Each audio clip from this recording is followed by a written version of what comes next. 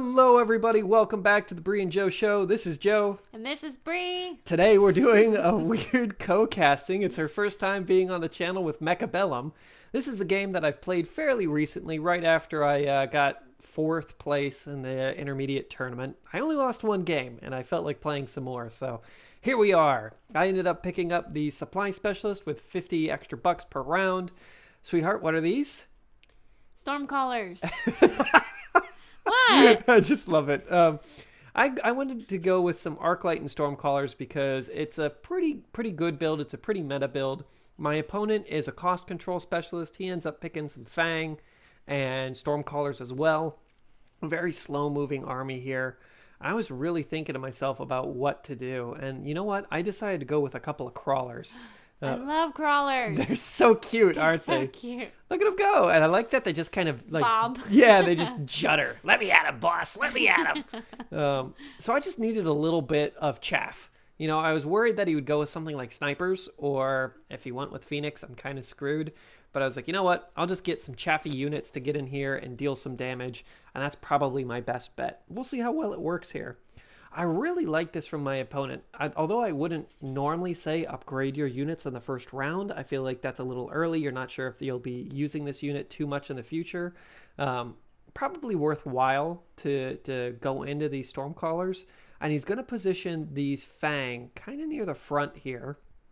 And he's doing this to try and act as a buffer. So what he's thinking will happen is my Arclights will advance up the field. They'll pause to shoot the Fang, and while they're shooting the Fang, his Stormcallers will kill my Arclights, and in doing so, then be able to move forward and kill the Stormcallers.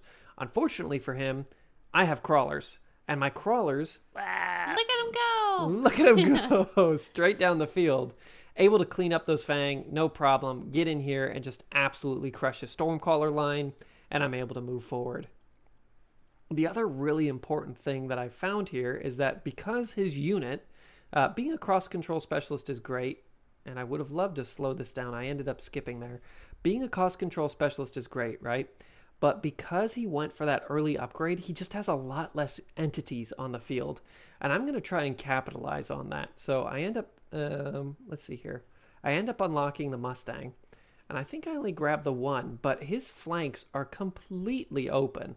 And I know he won't have very many units to deal with it. So I end up putting a unit of Mustang here on the right, and my sneaky git, yeah, I didn't even see him over there. He put some Wasp in my back line. So we're pretty much just going to trade, but unfortunately, these Wasps will almost certainly gain him the victory. I do also level up my Crawlers and grab them the Mechanical Rage, just so that they attack quicker, they move a lot faster so they can dodge through these Stormcaller shots, hopefully pull Stormcaller shots, and continue to move forward. I do have quite a few Mustang here on the right. That's a very lucky Stormcaller shot, but they have to contend with basically 3 full units of Wasps, and I think I only have maybe a quarter of a unit left. Well, this is why it's important to have a lot of chaff. Look at these little boys go. Just really getting in there and killing. Meanwhile, my Mustang just chased down Wasps. Mustangs deal with Wasps so well. Look at them go, just really rattling and tattling them down. Unfortunately, they do get caught out and will be killed. But I really enjoy having some Mustang on the side. Having a few Mustang on the flank here is an extremely important thing. Because Mustang have high DPS, they're able to deal with enemy units fairly well. And I slowed it down here because I want to talk about these unit cards. The Rhino is very powerful for me here because I don't think I'll be going for any giant units. And the reason I pick up the Rhino is because I already have an aggressive start. And my opponent is probably thinking about where he could potentially put some Rhinos as well. So I think, hey, I might as well grab some Mustang and put them on the flanks. I have to breathe sometimes. So we see the Rhino in the back line, followed in by a couple of Wasps. This is a really scary group of units. Luckily, I have a Rhino in my own back line, and he really isn't protecting his flanks too well here against my Mustang.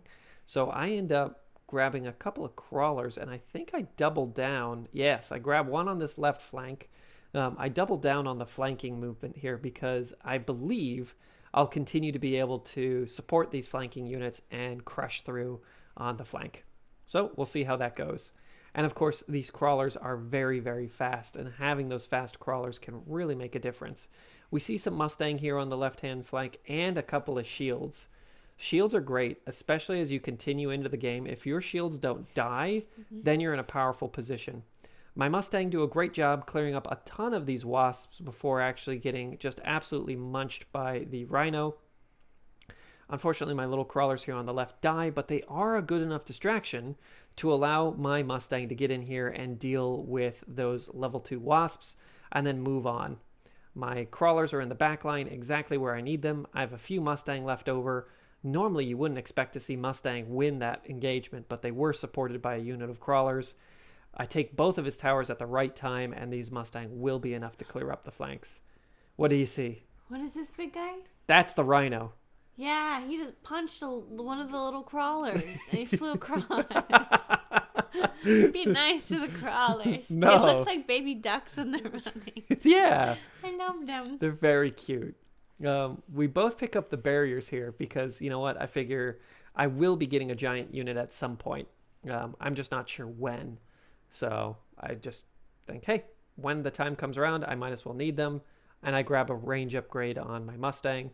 I think I start upgrading some units. Yeah, so what I did here was unlock the ability to recycle units. So I recycled my crawlers on the left-hand flank. That way I would get that money back and I could purchase more crawlers somewhere where I would need them. And I think I commit to the right flank here.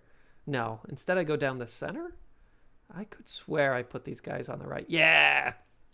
This is one of my key tips for newer players, is that if your opponent is dealing with a flank that you've played out, but they seem to be going a little slow, and you can just kind of feel it in the game. If your opponent feels like they're going slow, they're not being too aggressive, and they're not answering your aggression very quickly, keep committing to the aggression. Eventually, it will force them into a play, and if you can predict when they make that switch, you're in a very good position. So I'm thinking, hey, he's going to have to be picking up arc lights or something, maybe even a Vulcan, to deal with my just huge amounts of aggression. But until I see a lot of those units coming out, I'm going to keep playing into the aggression, because then that will give me a lot of damage on the field and give me more time to make a switch to deal with his counter. And here I'm just able to absolutely crush it. That round lasted maybe 10 seconds, or at least it felt like it. But this is where we see that pushback come in. The opponent grabs the range specialist. I go with the amp core. That's a real tough one. The amp core really may have been worth it. I just chose not to get it, and that may have been my fault. Instead, I grab a unit of steel balls because I think that at this point he's going to be playing something like a Vulcan or a whole bunch of arc lights. I was hoping that it would be the arc lights. The Vulcan is much more difficult to deal with in most cases because it has this huge HP pool. They still do a lot of damage even though they've been nerfed a lot recently. So I kind of mispredicted here, and I will pay for that in this coming round. The wasps are gone on the flank. Our opponent has recycled them. My steel balls... Word. Yeah, look at the flamethrower on that guy. My steel balls do a very good job at absorbing a lot of this damage from the Vulcan, but Vulcans just do a lot of damage. Even at level 1, they do a lot of damage, to the point at which I kind of wish they would calm down a bit, because they deal with armored units a little bit too well, in my opinion. Have you seen that TikTok? That's my pronouns are USA. Right? The Vulcan, that's their inner monologue. That's their model. USA, USA. They just go in and commit war crimes. America! Jeez. That's very aggressive. I don't think we're allowed to use flamethrowers anymore. I'm pretty sure there's like a Geneva Convention against that. But here we actually see these Stormcallers. That range is finally playing off on them because I don't have enough chaff. Now his Stormcallers outrange mine, and they can get in there and deal just a ton of damage. And this is my first real loss, and I'm a little nervous about it because the Vulcan transition can be difficult. Vulcan transitions are normally followed up with more giant units, either Fortress or what are they called? Fortress or Overlords. So I'm thinking about that right now, and I'm worried, but I'm not worried enough to actually make a transition myself. I make a small transition in the form of a couple of steel balls Steel balls are great units. They're good at dealing with armored units, but also they do just have a good amount of health. I grab them the mechanical division. This means that when my steel balls die, they're able to separate into more crawlers. Not the most useful thing against a Vulcan, but it does change their aggro for a second. So let's say my steel ball goes in, he runs down the line, he gets killed by the Vulcan. The Vulcan will start targeting those little the little crawlers that came out of my steel ball before moving on and attacking my other steel balls. And because my steel balls need time for their damage to accumulate, it's pretty good versus things like Vulcan and specifically Fortress more. The Vulcan has enough AoE and damage just to deal with those crawlers a little bit too quickly. We see double Fortress coming out for the enemy player. This is what I've affectionately coined the rumbling. Did you ever watch Attack on Titan, Sweet Pea? No. Well, in the later seasons, something happens called the rumbling. Google it if you ever want to. I don't like the way that sounds. No, it's not a good thing, I'll tell you that much. I also picked up a couple of extra Stormcallers just to deal a little bit more damage to these Fang early, get them out of the way because I want to have good chaff clear. I'm using this as a setup round. I'm pretty sure I'm going to lose this round, and I went into it with the mindset of I'm probably going to lose this round, but I have the HP to lose the round. I want to force him to make decisions that I can later deal with. So I grab a ton of Stormcallers because Stormcallers do deal with his units fairly darn well. And I'm able to just mitigate damage. My next move is going to be Melting Points or Overlords. But in this case, I believe I'm going to go Melting Points just because, you know, they're pretty darn good units. Whoop, that little guy is not long for this world. And let's take a look at our unit cards. That's a lot of damage, though. Mm-hmm. You hate to take 1,000-ish damage per round, but sometimes you just got to swallow that bullet. My favorite card in the game, the Giant Hunter. When I kill an enemy giant, it gives me 50 extra supplies. That is so powerful. Mm-hmm. So powerful. It's basically my supply specialist times, in this case, 4. So I have an opportunity to earn an extra $200 a round. That's basically a rapid resupply. Now, of course, you need to be thinking about these unit cards in the terms of, it cost me $100 to grab that card. That's $100 I cannot use on this turn, but I can potentially see 100% return on interest, or return on my investment, if these giants all die. So I feel fairly confident that I'll kill at least 2, hopefully all 4, even if I lose the round. So I burn the Midnight Oil, I grab another crawler, and I believe I put him somewhere kind of close by just to deal with, yeah, there it is. Just to deal with the Stormcaller shots. My opponent did pick up the nuke. Oof. Yeah, nuclear option. And when you're actually playing, you can't see his... I can't see where he's putting it. Mm-hmm. So I was afraid that he was going to nuke my left-hand side because my left-hand side seems to be a little bit more dominant. And most players, when they're playing, if you lose your left side, you nuke the left side because then you'll win, right? Mm-hmm. Just makes sense. Unfortunately, he nukes my center where I only have 3 units. So that was a bad placement for that? I would say so. There's no real threat on that flank. So I'm not really too nervous about it. I mean, he will get a Rhino for it, I guess. My deployed Rhino. He picks up 4 units. Oof. Yeah, it's a big bomb, isn't it? Yeah. And also, my melting point has a little graphical bug there. It did just kill that fortress, but it was just kind of in a weird spot, so it doesn't show up very well. So there's my $100 back from my Giant Hunter. Now every giant that I kill is just a little bit of extra cash. So I'm hoping that that will be the thing.